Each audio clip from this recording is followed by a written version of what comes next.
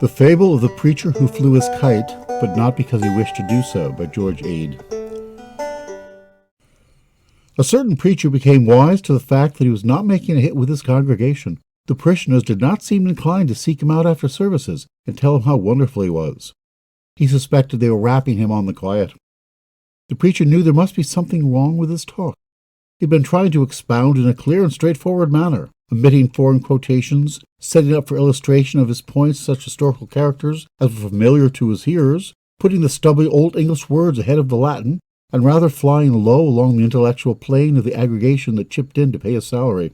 But the pew holders were not tickled. They could understand everything he said, and they began to think he was common.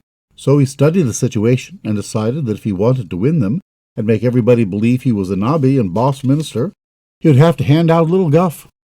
He fixed it up good and plenty.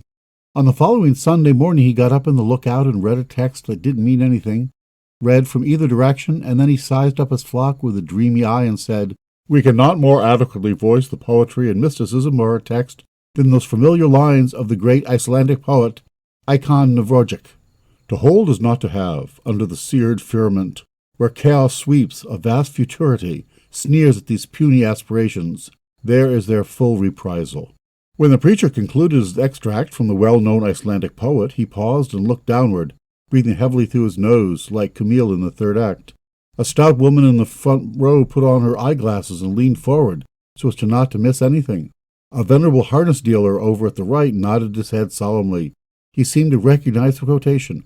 Members of the congregation glanced at one another as to say, "This is certainly hot stuff." The preacher wiped his brow and said he had no doubt that everyone within the sound of his voice remembered what Coriolis said, following the same line of thought.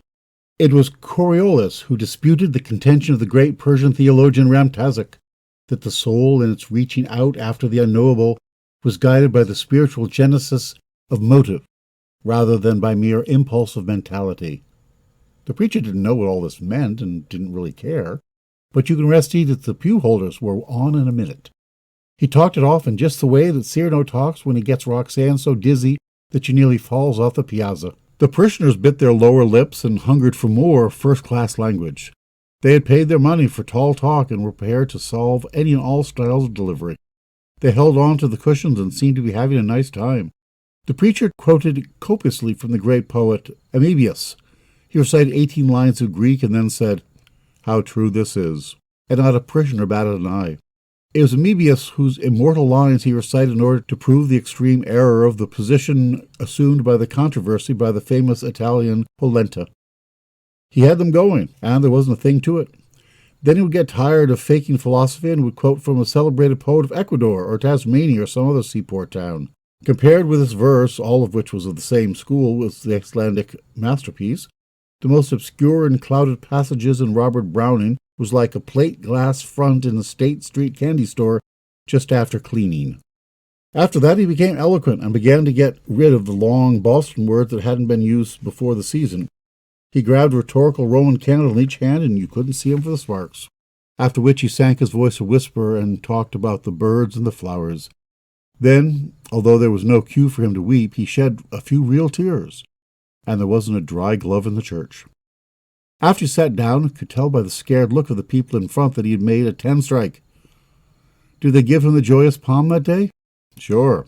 The stout lady could not control her feelings when she told him how much the sermon had helped her. The venerable harness dealer said he wished to endorse the able and scholarly criticism of Polenta. In fact, every one said the sermon was superfine and dandy. The only thing that worried the congregation was the fear that if they wished to retain such a whale, they might have to boost his salary.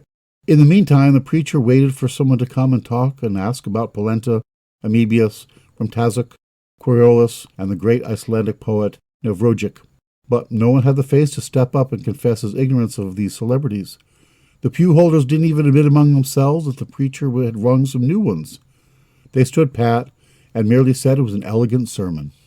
Perceiving that they would stand for anything, the preacher knew what he had to do after that. The moral: give the people what they think they want.